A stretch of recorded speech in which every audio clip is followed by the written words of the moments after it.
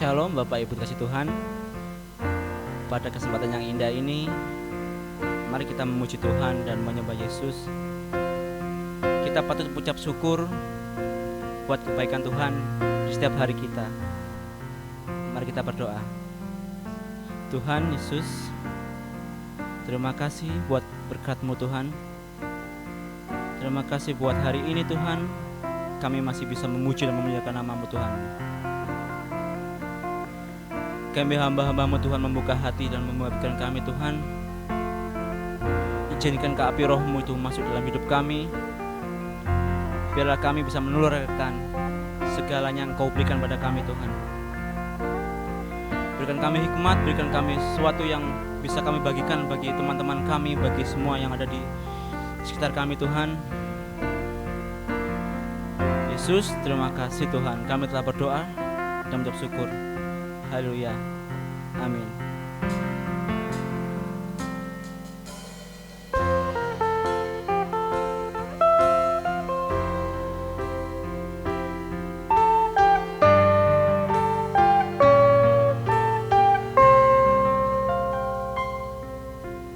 Tak akan pernah ku sesali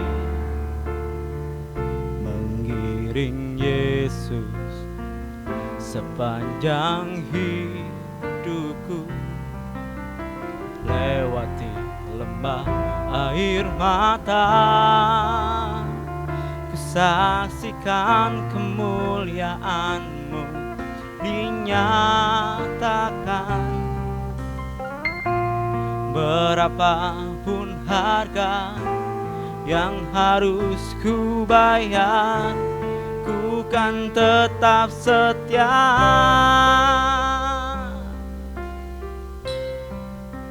melayani, mengasihi-Mu, mengiring-Mu seumur hidupku.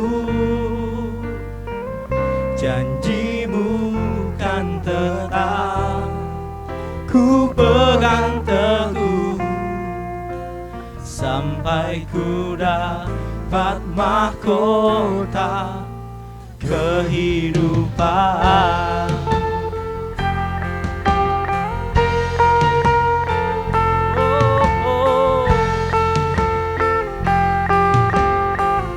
Mari semua katakan, tak akan pernah ku sesali mengiring Yesus sepanjang hidupku, lewati lembah air mata, ku saksikan kemuliaan-Mu dinyatakan. Berapapun harga yang harus ku bayar, ku kan tetap setia melayani, mengasihi-Mu, mengiring-Mu seumur hidupku. Janji-Mu kan tetap ku pegang teguh sampai ku dapat mahkota kehidupan. Sekalipun tubuh dan batinku lenyap, Kau tetaplah Tuhanku selamanya.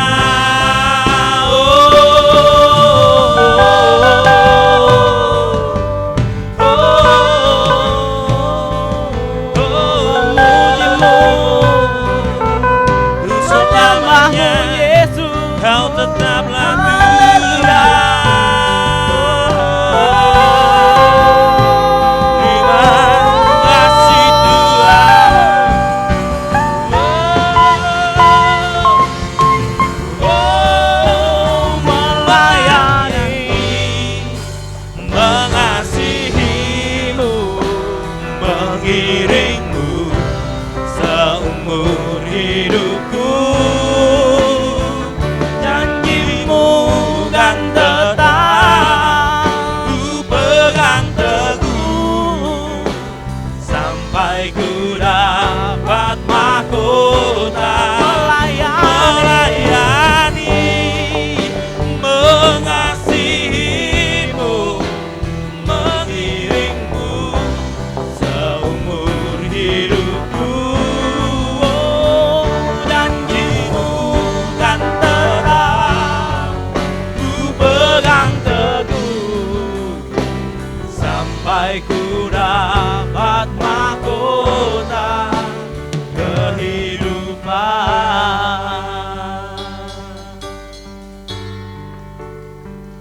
Janjimu kan tetap ku pegang teguh sampai ku dapat mahkota kehidupan. Sembah Yesus, sembah Yesus Tuhan, kehidupan sembah Yesus. Sembah, oh haleluya. Melayanimu Yesus, tinggikan Engkau Tuhan. Oh haleluya, haleluya, haleluya. Oh segala yang nama Yesus, haleluya. Oh segala yang nama Yesus, haleluya Yesus.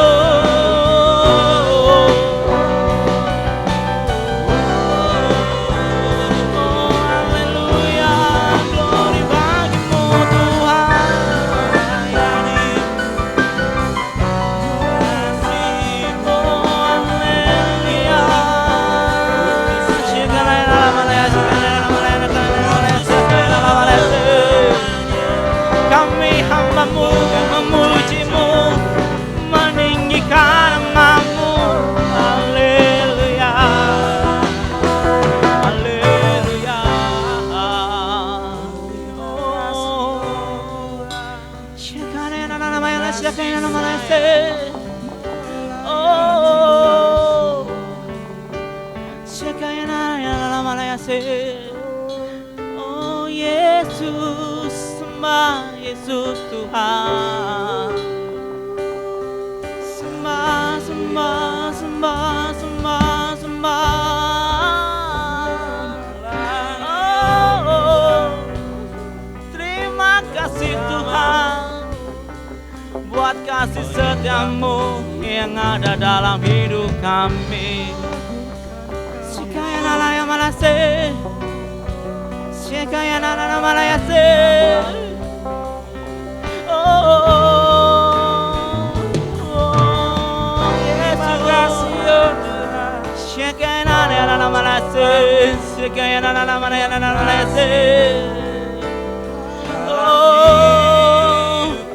Yesus, tiada pernah melayani Engkau, meninggikan Engkau, ikutimu Tuhan. Terima kasih Tuhan. Yesus, terima kasih Tuhan.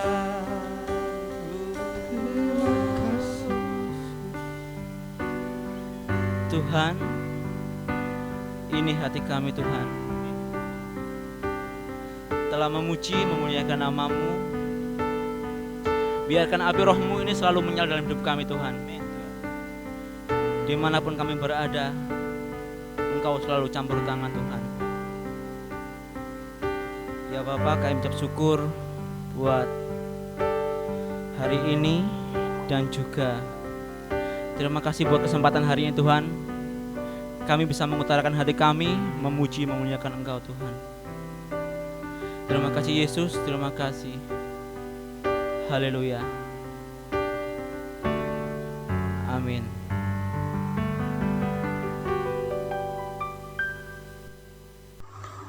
Puji Tuhan, Bapak Ibu dan saudara kasih Tuhan. Kembali kita bersyukur pada saat ini dalam acara Mesbah Keluarga. Kita akan sama-sama belajar firman Tuhan. Firman Tuhan pada saat ini ambil tema generasi yang takut akan Tuhan. Generasi yang takut akan Tuhan. Kita akan melihat ayat pas kita di dalam Ulangan pasal yang ke-6 ayat yang ke-7. Ulangan pasal 6 ayat yang ke-7. Kalau sudah ketemu kita akan membaca bersama. Saya bacakan alamatnya.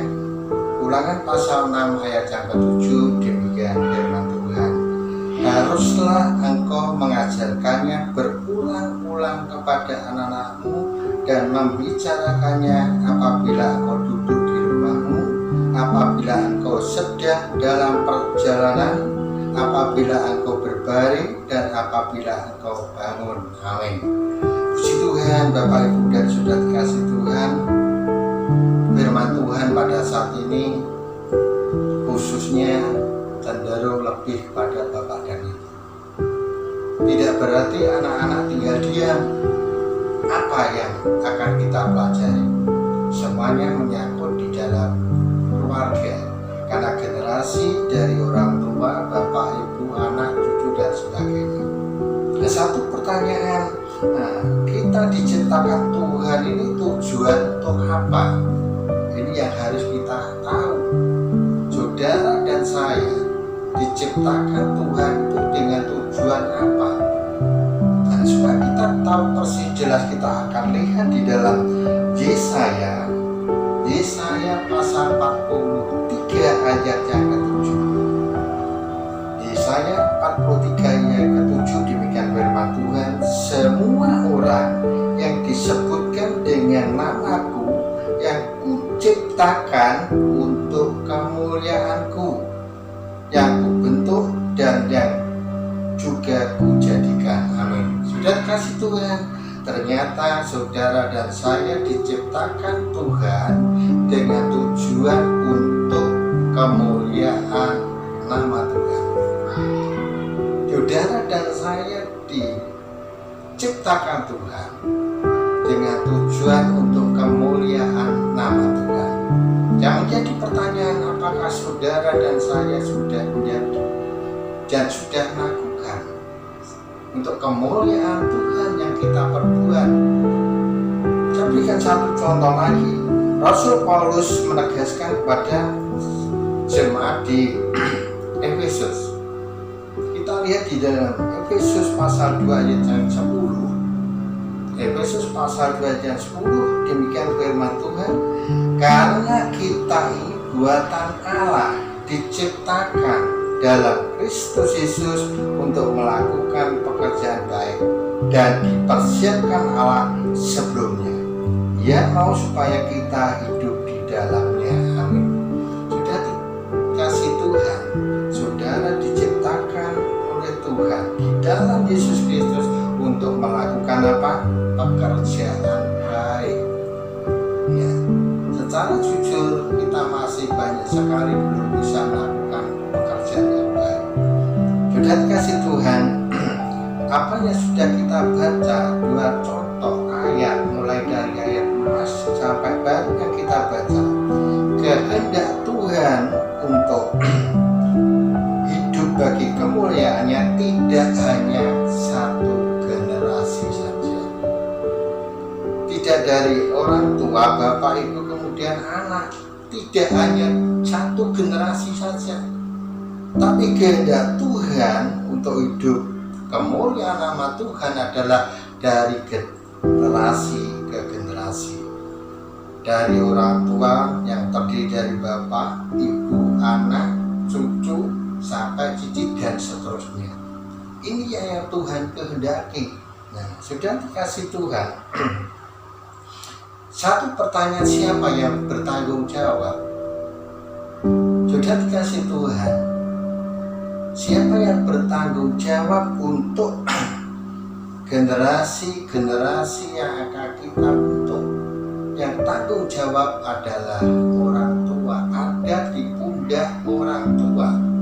Ini yang seringkali kita tidak menyadari. Karena itu Musa dengan tegas mengatakan dalam ayat, haruslah engkau mengajarkannya berulang-ulang kepada siapa? Kepada anak-anakmu. Nah, kepada anak-anakmu, dan membicarakan apabila engkau duduk di rumahmu, apabila engkau sedang dalam perjalanan, apabila engkau berbaring, dan apabila engkau bangun.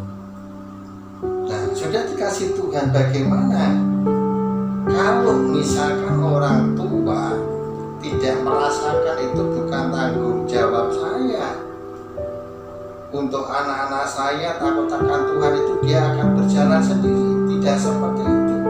Ternyata firman Tuhan, Musa mengingatkan saudara dan saya, itu generasi-generasi yang takut akan Tuhan ada di pundak orang tua. Sudah dikasih Tuhan di dalam Amsal 17 ayat 6 ada terus, mahkota orang-orang tua adalah anak cucu. Mahkota orang-orang tua adalah anak cucu. Sedangkan kehormatan anak-anak ialah nenek moyang mereka. Dan kasih Tuhan, Tuhan sudah memberikan karunia anak di dalam satu keluarga. Tuhan sudah memberikan karunia anak dalam satu keluarga. Disinilah orang tua harus mendidik, orang tua harus mengajar, orang tua harus merawat, orang tua harus membesarkan. Nah, baik itu secara rohani maupun secara jasmani. Sudah dikasih Tuhan, namun satu hal, banyak orang yang tidak menyadari, dia orang-orang ini hanya mendidik fokus pada secara jasmani, hanya pengetahuan umum saja, bahkan dia prestasi akademis saja. Sudah dikasih Tuhan, seringkali kurang memperhatikan apa itu yang namanya pelajaran untuk rohani, mengajarkan pada rohani. Sudah dikasih Tuhan, ini tidak bisa kita pungkiri. Apa yang dimaksud dengan kita mengajarkan secara rohani? Kita mengajarkan firman Tuhan. Kita mengajarkan firman Tuhan pada anak-anak kita. Sudah dikasih Tuhan, bagaimana kalau saat ini kita tidak pernah mengajarkan firman Tuhan kepada anak cucu kita? Akan terjadi fatal generasi penerus kita. Oleh sebab itu Musa memperingatkan pada orang tua agar apa? Bersungguh-sungguh mempersiapkan generasi yang kudus, generasi yang takut akan Tuhan, generasi yang dengan tulus untuk melayani Tuhan. Tegas. Sudah dikasih Tuhan, Tuhan mengingatkan saudara dan saya pada firman Tuhan saat ini. Kita boleh evaluasi setiap keluarga, apakah orang tua benar-benar sudah mendidik, sudah mengajar secara jasmani dan rohani. Namun seringkali kita hanya fokus yang jasmani, justru yang rohani kita abaikan. Kalau kita mengabaikan generasi kita dalam mendidik rohani, itu akan terjadi fatal dalam generasi saudara dan saya. Sudah dikasih Tuhan. Di sini Musa juga menjelaskan bahwa tidak hanya sekali dua kali. Firman Tuhan katakan berulang-ulang kali. Di mana saja saat kita berjalan, saat kita mau tidur, atau kita sedang duduk di rumah, Musa mengingatkan itu dengan tegas. Nah, saja saudara, Bapak Ibu membandingkan yang lebih mendalam, lebih tegas, kita lihat di dalam Ulangan pasal 11 ayat yang ke-19. Kita bandingkan dengan Ulangan 6 pasal 6 ayat 7. Sekarang kita lihat Ulangan pasal 11 ayat ke-19. Demikian firman Tuhan. Kamu harus mengajarkan kepada anak-anakmu dengan membicarakan apabila engkau duduk di rumahmu, dan apabila engkau sedang dalam perjalanan, apabila engkau berbaring, dan apabila engkau bangun. Sudah dikasih Tuhan, perhatikan Ulangan pasal 6, haruslah engkau mengajarkan. Tetapi ayat pasal 11 ayat 19 dengan kamu harus, berarti kita wajib untuk mengajarkan kepada anak-anak kita, pada generasi kita, pada anak cucu kita sampai cici dan seterusnya. Wajib. Firman tugas Tuhan dengan jelas katakan kamu harus mengajarkan. Nah, sudah dikasih Tuhan, mari kita kembali ke pribadi, khususnya pada orang tua. Bapak Ibu, apakah selama ini di rumah kita sudah mengajarkan firman Allah? Banyak kita diingatkan saat ini, kamu harus mengajarkan. Sudah dikasih Tuhan, sering Seringkali orang tua memanjakan anak-anaknya. Zaman saat ini kalau kita perhatikan, saat ini banyak orang tua yang memanjakan anak-anaknya dengan materi yang berlimpah. Karena apa? Karena mereka beranggapan bahwa dengan fasilitas yang begitu banyak, anak ini akan merasa bahagia dan nyaman. Dan kasih Tuhan, benarkah seperti itu? Kalau orang tua menyediakan fasilitas yang luar biasa, namun di sisi lain orang tua sibuk dengan pekerjaannya, orang tua sibuk dengan bisnisnya, sehingga tidak ada lagi waktu untuk anak. Kalau orang tua dengan sibuk pekerjaannya, kapan mengajarkan firman Allah? Kalau kita saat ini tidak mengajarkan firman Allah, bagaimana generasi kita, bagaimana anak cucu kita, cicit kita yang akan datang, generasi kita. Inilah seringkali kita sadar. Saudara bisa lihat saat ini mulai kecil orang tua sudah memberikan HP pada anak cucunya, sehingga penting anaknya itu kelihatannya nyaman, namun tidak kita perhatikan akibat. Dia hanya memperhatikan fasilitas yang begitu berlimpah, tidak memperhatikan pendidikan secara rohani. Sudah dikasih Tuhan. Kalau kita perhatikan anak-anak sekarang banyak yang marah, kecewa karena apa? Orang tua begitu sibuk pekerjaannya, sibuk bisnisnya, sehingga anak-anak merasa kecewa, marah, dia harus lari keluar rumah. Satu hal yang fatal saat anak ini masuk di dalam pergaulan yang salah, sehingga menjadi apa, saudara? Kita lihat, kita diingatkan di dalam 1 Korintus pasal 15 ayat yang ke-33. 1 Korintus pasal 15 ayat yang ke-33 dikatakan, janganlah kamu sesat, pergaulan yang buruk merusak kebiasaan yang baik. Saat saudara perhatikan Bapak Ibu, anak saudara marah, dia harus kalau mencari pergaulan di luar, dan pergaulan itu pergaulan yang salah, pergaulan yang buruk. Firman Tuhan katakan pergaulan yang buruk merusak kebiasaan yang baik.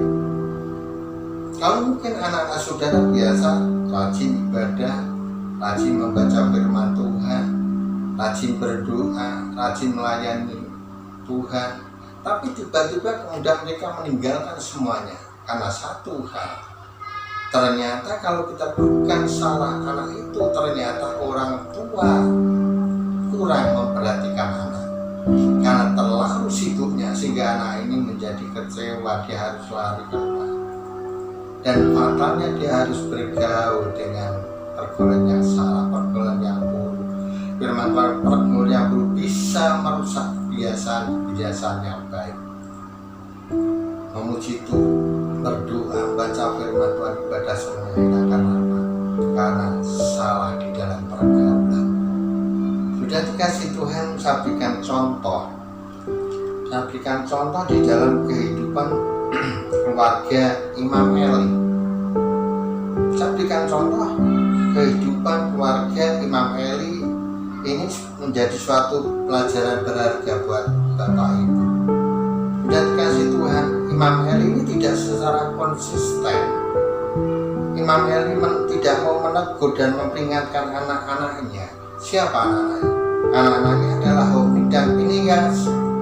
Tahu persis, walaupun jelas mereka telah melakukan dursila dan tidak mengindahkan Tuhan, tapi Imam Eli tidak mau menegur. Nah, kalau kita perhatikan pada saat ini banyak seperti keluarga Eli.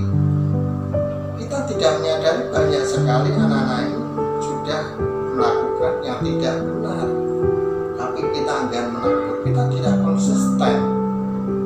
Dan apa yang terjadi, saudara? Kita diingatkan di dalam Amsal 13 ayat 21. pasal 13 ayat 24, demikian firman Tuhan, siapa tidak menggunakan tongkat benci kepada anaknya, tetapi siapa mengasihi anaknya menghajar dia pada waktunya. Sudah dikasih Tuhan, saudara dan saya diingatkan oleh firman Tuhan, siapa tidak menggunakan tongkat benci kepada anaknya. Mungkin secara manusia saudara, Pak, mengapa saya harus mengajar anak saya pakai tongkat atau pakai itu? Tidak salah. Mungkin secara manusia kita berpikir seperti itu.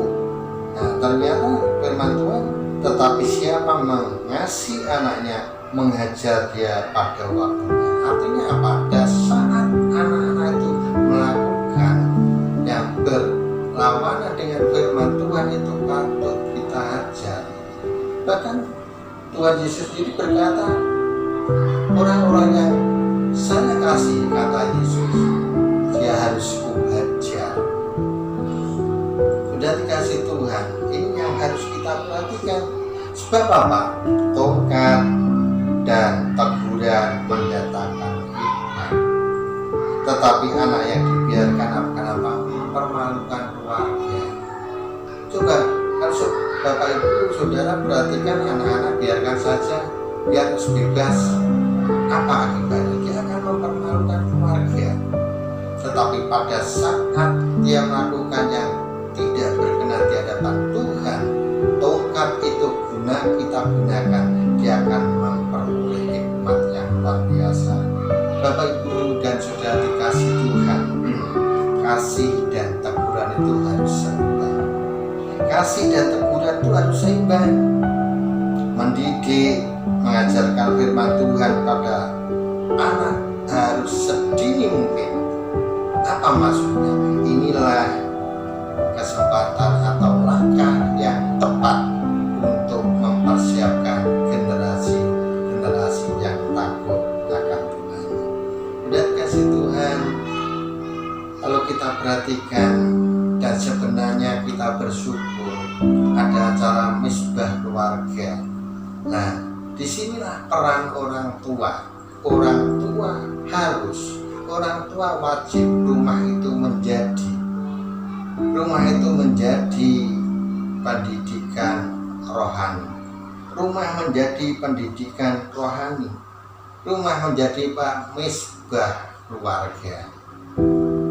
Rumah menjadi misbah doa. Rumah menjadi misbah untuk memuji Tuhan. Di dalam misbah keluarga, seluruh anggota keluarga datang bersama-sama. Mungkin terdiri dari bapak, ibu, anak, menantu, cucu, atau masih ada orang tua. Keluarga anggota ini bersama-sama datang di dalam misbah keluarga, bersama-sama memuji Tuhan, bersama-sama berdoa, dan bersama-sama belajar firman Tuhan. Kemudian kita akan belajar menunjukkan, melakukan firman Tuhan. Sudah dikasih Tuhan, mari kita perhatikan, apakah saudara ada kerinduan di dalam keluarga saudara, ada misbah keluarga? Awas, hati-hati kalau ada yang berkata, Pak, saya ini belum patut, saya belum bisa berbuat baik sehingga saya tidak bisa membentuk misbah keluarga di rumah saya. Ingat, itu adalah bisikan iblis. Itulah bisikan iblis.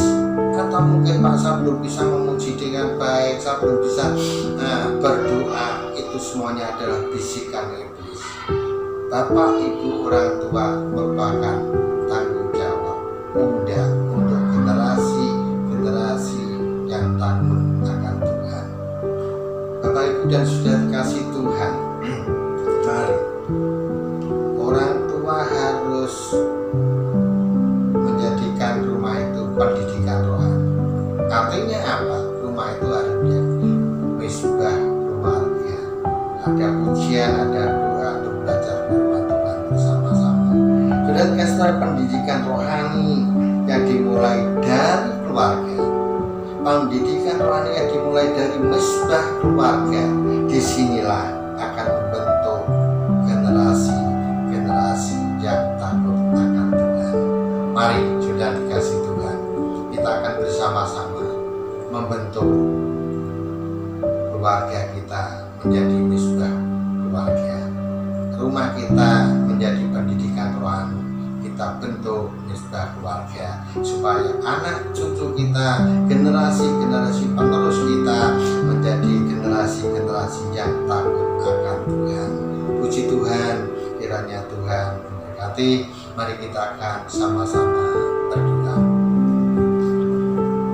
Bapa Surgawi, di dalam nama Tuhan kembali kami bersyukur Tuhan kesempatan yang indah Tuhan berikan pada kami. Kami bersyukur Tuhan, firman-Mu telah menegur kami. Firman-Mu dengan tegas, generasi yang takut akan Tuhan adalah ada di pundak orang tua, untuk mendidik anak-anaknya, untuk mendidik secara rohani yang dimulai dari rumah, yaitu misbah keluarga. Ampuni kami yang saat ini seringkali hanya kami berfokus pada rohani secara jasmani, sehingga kami melalaikan dengan pendidikan rohani. Kami bersyukur pada saat ini Tuhan mengingatkan kami supaya kami mendidik anak kami secara rohani dimulai dari rumah. Kami bersyukur Tuhan, beri kemampuan kami melakukan firman yang kami dengar pada saat ini.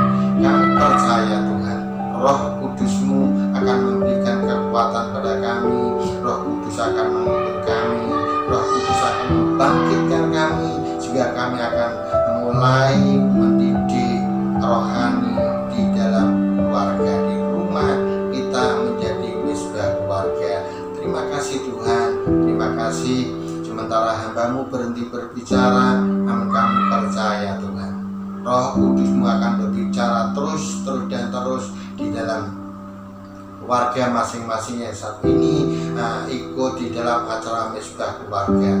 Ampuni kami Tuhan, ampuni kami. Percaya Engkau sudah memberkati anak-anak-Mu, Engkau memberkati anak-anak-Mu yang sudah mendengar firman-Mu saat ini.